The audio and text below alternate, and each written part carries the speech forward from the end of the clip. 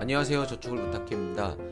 연금에 대한 총정리 3탄 개인연금에 대한 이야기를 시작해보도록 하겠습니다. 이 개인연금 부분은 사람마다 생각이 다 다르고 또 제가 이야기하는 것도 제 주관적인 판단이기 때문에 너 왜 그런 식으로 생각해? 라고 하면 저도 뭐 수용이 돼요. 맞아요. 이거는 다르죠. 그러다 보니까 제 영상을 보시고 너는 왜 그런 식으로 생각하냐? 라는 것보다는 그래 너는 그렇게 생각하는데 나는 이렇게 생각해 라는 이런 토론식의 방식으로 이 영상이 해석이 됐으면 좋겠다 라고 개인적으로 생각하고 있습니다. 그렇게 봐주세요. 제가 생각하는 개인연금은 일단 재테크랑 비교를 해야 된다라고 생각을 합니다. 그러니까 제가 매달 20만원씩 예를 들어서 연금에 가입할 수도 있지만 매달 20만원씩 돈을 모아서 종잣돈을 모아서 이 돈을 가지고 아파트를 사거나 뭐 사업을 하거나 이런 데에 보태도 된다라고 그런 부분들로 비교를 해야 된다라고 생각을 한다는 거죠. 개인연금은 내가 어찌됐든 어떤 조건이든 원금 3천만원이 들어가서 6천만원, 7천만원이 됐다고 하더라도 결국 연금을 받으면 이 원금과 수익분을 내가 나눠받는 거거든요. 그러니까 연금을 다 받고 나서 내가 사망을 하면 내가 남는 돈이 하나도 없는 거죠. 그런데 재테크는 어떤가요? 내가 아파트를 사도 누가 아파트를 물론 그렇게 예측대로 안 될 수도 있겠지만 아파트를 샀는데 이게 가격이 올라갈 거라고 생각하고 사지 이게 가격이 그대로 멈추거나 떨어질 거라고 생각하고 사는 사람은 없잖아요. 그렇게 아파트 가격이 올라갈 거라고 내가 사놨는데 계속 월세를 계속 꾸준하게 받을 수 있다. 이렇게 가정하면 노후자금도 해결됐는데 내 원본의 가치가 사라지지가 않는 거죠. 이렇게 비교를 했을 때에는 첫 번째로 고민하셔야 되는 게 이런 겁니다. 나한테 내 성향에 맞게끔 나는 개인연금이 필요한 거냐 필요하지 않은 거냐를 먼저 판단하셔야 되는 거예요. 사람마다 성향이 공격적이고 나는 이 자본을 많이 불리고 싶고 난 좀 더 여유롭게 살고 싶고 그러니까 리스크를 감수해도 된다 라고 생각하는 사람들도 있는 거고 그렇지 않고 그래 사업이라는 게 되게 어렵고 뭐 요즘 자영업 하면은 10개 중에 9개는 망한다는데 그럴 것보다는 차라리 까먹지 않게끔 가는 것도 옳은 판단이다라고 생각하시는 사람도 있을 거 아니에요. 이렇게 되다 보니까 처음 시작할 때 나한테는 개인연금이 필요하다 필요하지 않다를 먼저 판단하는 게 우선이다 라고 좀 생각을 하는 겁니다. 그런 고민들을 먼저 해야 된다라는 거죠. 그런데 제가 만약에 60세라고 하더라도 제가 10억을 만약에 예를 들어 갖고 있는데 나는 이 10억을 전부 다 재테크에 올인을 할 거야 라고 하면 저는 그렇게 안 할 것 같아요. 지금이야 10억을 다 올인을 하더라도 다시 직장을 다니면서 그게 굉장히 어렵고 힘든 일인 건 알지만 일어날 수 있는 가능성들이 있는데 65세 70세 때 제가 사업을 시작을 했는데 요게 망해가지고 10억을 다 날리면 정말 무서울 것 같아요. 저는 그러다 보니까 저는 만약에 10억이 있는데 너 어떻게 할 거야 라고 하면 자산을 배분할 것 같습니다. 예금에도 어느 정도 두고 연금에도 어느 정도 두고 약간 공격적으로 사업을 해보는 것도 어느 정도 두고 뭐 이런 식으로 배분을 할 것 같아요. 그렇게 생각을 하니까 어차피 그렇게 연금을 해야 된다라고 하면 개인연금을 내 소득의 일부 정도는 떼서 준비를 하는 게 또 나쁘지 않겠는데? 라는 생각들도 하게 되는 겁니다. 자, 그러면 이제부터 이 단계에서 다음 단계로 넘어가시는 분들, 이 영상을 계속 보셔야 되는 분들은 저처럼 개인연금이 어느 정도 있어야 되겠다. 맞아, 내가 계속 사업에다가 100% 올인하고 100% 올인하고 이렇지는 않을 것 같아 라는 생각하시는 분들이 다음 이야기가 도움이 될 거라고 생각을 해요. 뭐 그렇지 않은 분들은 이 영상이 도움이 안 되겠죠. 자, 그래서 2부로 들어가서 개인연금을 만약에 하기로 마음을 먹었다면 그게 10만원이든 20만원이든 30만원이든 40만원이든 일단 내가 요거를 일부를 준비를 해야 되겠다 라고 생각하시는 분들이 어떻게 너무 종류가 많잖아요. 연금에도 은행 것도 있고 증권사 것도 있고 보험사 것도 있고 너무 종류가 많으니까 어떤 것들을 판단하시면 되는지 그 부분들에 대한 이야기를 해보도록 하겠습니다. 개인연금에는 세제 적격과 세제 비적격으로 나뉩니다. 그러니까 세제 적격이라고 하는 건 뭐냐면 이거는 연금을 가입하고 있으면 나라에서 최대 16.5%를 돌려받을 수가 있어요.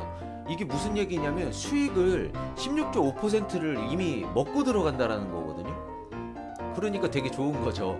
요즘 수익률 10% 내기가 어려운데 이거는 뭐 가입하면은 수익 16.5%를 이렇게 돌려받는 거니까 그게 바로 세액공제라고 생각하시면 돼요. 그 세제 적격이라고 생각하시면 되는 거예요. 그리고 세제 비적격은 뭐냐면 이 연금을 가입을 해도 나중에 연말정산할 때 돌려받는 돈이 없는 겁니다. 대신 다른 혜택들이 있는 거겠죠. 그래서 저희는 연금을 고를 때 이게 세제 적격이 되는 거예요, 안 되는 거예요? 라고 물어보면서 선택할 수 있게끔 요거부터 결정하셔야 돼요. 세제 적격을 고르시는 분들은 중간에 이 돈을 깰 수도 있어 라고 가정하시는 분들이 이걸 가입하는 겁니다. 왜냐면 환급률이 굉장히 좋거든요.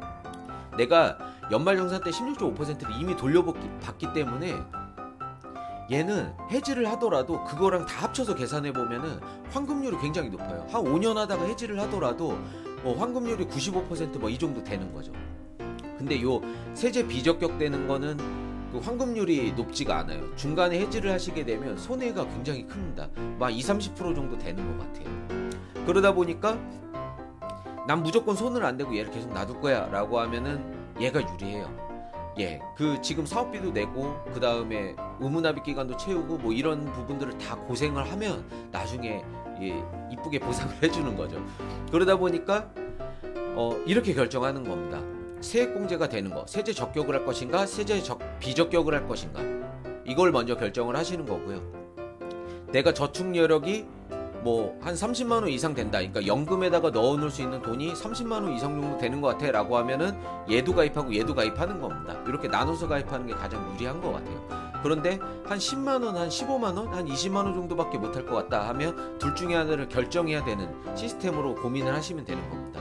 고민의 포인트는 이게 너무 이렇게도 해석할 수도 있고 저렇게도 해석할 수 있지만 이것만 생각하시면 돼. 이게 가장 핵심입니다. 중간에 해지를 할 것 같냐? 중간에 해지하지 않을 것 같냐? 요것만 판단하시면 되는 거예요. 자, 여기까지 기결이 됐어요. 그럼 그 다음 단계에서 고민하실 건 뭐냐면 세제 적격이든 세제 비적격이든 투자가 되는 상품이 있고 안전한 이자를 주는 상품이 있습니다. 여기 마찬가지로 세제 비적격도 투자가 되는 상품이 있고 투자되지 않는 상품이 있어요. 그러면 내가 세제 적격을 고르든 세제 비적격을 고르든 예금자 보호도 되고 안전한 이자를 주는 거를 결정을 할 것인가, 아니면 투자되는 걸 결정을 할 것인가, 요걸 판단하시면 되는 겁니다. 여기서부터는 조금 애매한 부분들이 있습니다. 투자를 하는 건 여기도 마찬가지지만 펀드를 하는 거거든요. 펀드를 하게 되면 원금 손실의 가능성이 있죠. 펀드를 안 하는 거는 예금자 보호가 되고 다 좋지만 요게 이자가 확정되지 않아서 최저보증 이자를 주거든요. 그러니까 지금 당장 가입했을 때는 3% 준다고 하는데 나중에는 이게 금리가 변동하면 금리 변동에 의해서 최저보증 1%로 줄 수도 있습니다 라는 문구가 붙어요. 어찌됐든 3%를 주든 1%를 주든 원금 이상의 돈이 만들어지는 건 사실인 겁니다. 그런데 야, 30년 뒤에 1%씩 받아가지고 물가 올라가는 거랑 계산해 봤을 때 정말 이렇게 되는 거예요. 나는 지금 내 지금의 가치 10만원을 넣고 있었는데 나중에 받아보니까 한 7만원 받는 거죠. 이런 상황들이 발생할 수 있는 거예요. 그러면 그 이론적으로 따졌을 때 제일 합리적인 게 뭐겠어요? 그냥 이런 거잖아요. 합리적으로는 그 물가 상승 이상을 낼 수 있게끔 투자되는 상품을 가입하고 내가 이 관리를 잘해야 되는 거야가 당연히 맞는 거죠. 그런데 난 직장 다니는 것도 바쁘고 돈 벌기도 바쁜데 여기에 이것까지 배워가지고 이거를 막 컨트롤해서 조정하는 것까지는 굉장히 어려운 부분이 있는 거죠. 그러다 보니까 이 부분에서 결정을 내리기가 어렵고, 그러니까 문의를 많이 주시는 것 같아요. 이런 부분에서는. 그런데 이게 뭐 저야 이쪽 업계에서 지금 한 8년차 근무를 하고 있으니까요. 그러니까 펀드를 하는 게 어렵다라고 생각을 안 합니다. 제 유튜브에서도 펀드에 대한 소개들을 계속 해드리고 있는데 지수를 예측하는 거거든요. 펀드는 지수를 따라가는 거니까. 그러니까 우리나라의 주식을 다 더해서 평균 낸 코스피 지수, 뭐 코스닥 지수, 이런 것들을 보는 게 코스닥 지수는 이렇게 보는 거예요 라고 설명만 한번 들으면 그게 그렇게 어렵지는 않은 것 같아요. 거기다가 지금 이 연금 재원이 30년 뒤에 일을 보는 거잖아요. 그러니까 베트남이 30년 뒤에 어떻게 될 거야, 뭐 우리나라가 30년 뒤에 어떻게 될 거야, 중국이 30년 뒤에 어떻게 될 거야, 이런 걸 예측하시는 거거든요. 그렇게 보면은 또 막상 그렇게 어렵지는 않은 부분인데 이게 어려운 것 같아요. 이렇게. 네. 그러다 보니까 어느 정도의 그 하루 정도 시간 내 가지고 이런 부분들을 파악하는 공부들은 좀 필요한 것 같습니다. 자, 그래서 제가 추천하는 건 이거예요. 세제 적격, 세제 비적격을 고르셔야 된다라고 얘기했어요. 그거는 중간에 해지할 수 있어? 중간에 해지할 수 없어? 이걸 결정하시라고 말씀을 드렸고, 이렇게 결정된 거 가지고 공시이율, 안정된 이자를 주는 걸 할 거야? 아니면 투자되는 거를 할 거야? 라는 거를 결정하셔야 된다라는 부분들을 말씀드렸는데, 공부를 좀 하셔가지고 투자되는 상품을 하셔라 라고 말씀을 드리고 있는 겁니다. 그게 생각보다 그렇게 어렵지 않다라고 지금 말씀을 드리고 있는 거예요. 이렇게 해가지고 개인연금을 고르면 되는 겁니다. 지금 이 부분이 제가 이렇게 막 말씀을 아주 쉽게 설명하려고 얘기를 하고 또 번복을 해서 얘기를 드려도 되게 어려운 부분들이 있죠. 그러다 보니까 상담을 한번 이 부분은 받아보시는 게 좋을 것 같아요. 그러니까 상담을 받는다라는 게 상품 권유를 받으시라는 게 아니라 지금 제가 이렇게 결정을 하는 이 과정들 있잖아요. 연금이라는 게 이렇게 바라보셔야 되는 건데 기초적으로 어떻게 생각하세요? 이럴 수도 있고 저럴 수도 있습니다. 연금을 하시겠어요? 하지 않으시겠어요? 부터 시작해서 연금을 해야 된다라고 하면 세제 적격이 필요하세요? 필요하지 않으세요? 이럴 수도 있고 저럴 수도 있습니다. 이런 과정들을 같이 해보는 그런 상담들을 하고, 거기에서 이게 결정이 났을 때에는 이 투자되는 상품을 먼저 공부를 해보는 거죠. 이렇게 투자되는 연금이 이렇게 관리를 하는 겁니다. 이렇게 하는 거예요 라는 걸 들어보고 나서 나는 그러면 공시이율을 할래? 아니면 투자되는 걸 할래? 이런 과정들을 한번 해보시라는 거죠. 그게 그렇게 오래 걸리지 않으니까요. 이렇게 해가지고 연금을 판단하시면 좋을 것 같아요. 네, 이렇게 고르고.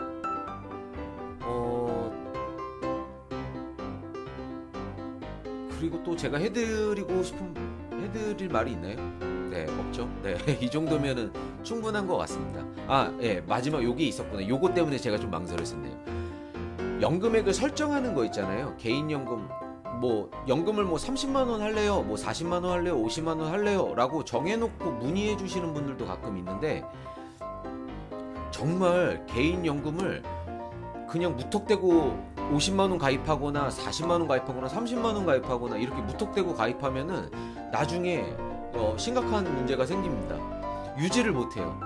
이 세제 적격 연금은 보험사는 아니지만 은행이나 증권사는 금액을 넣어도 되고 안 넣어도 되거든요. 이 계약만 해지하지 않고 중간에 깨가지고 이렇게 내 돈을 수령하지 않고 그냥 납입을 멈춰놔도 되지만, 보험사에 있는 연금들은 의무납입 기간이라는 게 있어요. 그러니까 10년은 무조건 넣어야 된다, 5년은 무조건 넣어야 된다, 이런 그런 단점들이 있는 거죠. 그런데 내가 만약에 지금 무턱대고 50만원 정도 가입해 놨다가 갑자기 결혼이나 직장의 변경들에 의해서 갑자기 이 급여 부분들이나 저축 여력이 갑자기 바뀌어버리면 그럼 유지를 못해요. 근데 얘는 무조건 50만원씩 10년은 넣어야 되고 이런 게 있거든요. 그러다 보니까 이 부분에 대한 생각도 되게 중요하다라고 이해하시면 됩니다. 근데 이게 가이드라인이 있긴 있죠. 소득의 10%에서 20% 사이에서 가입을 해라.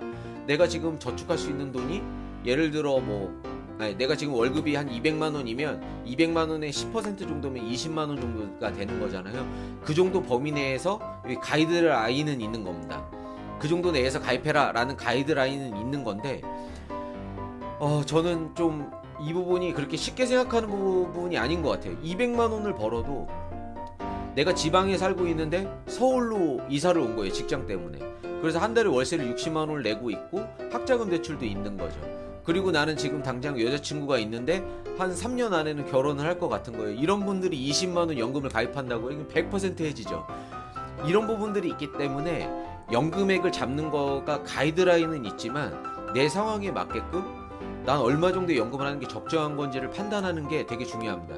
그리고 연금이 한 20만원 하는 게 적정한 것 같아 라고 결정이 난다고 하더라도 지금 내가 학자금 대출도 있고 상황이 지금 그렇지가 않으면 일단 이 부분이 해결되고 나서 몇 년 뒤에 가입하자라고 하는 이 기간들도 되게 중요한 것 같아요. 이런 부분들이 다 고려가 되고 나서 시작을 하셨으면 좋겠다. 요게 이제 마지막으로 드리고 싶은 말씀이었습니다.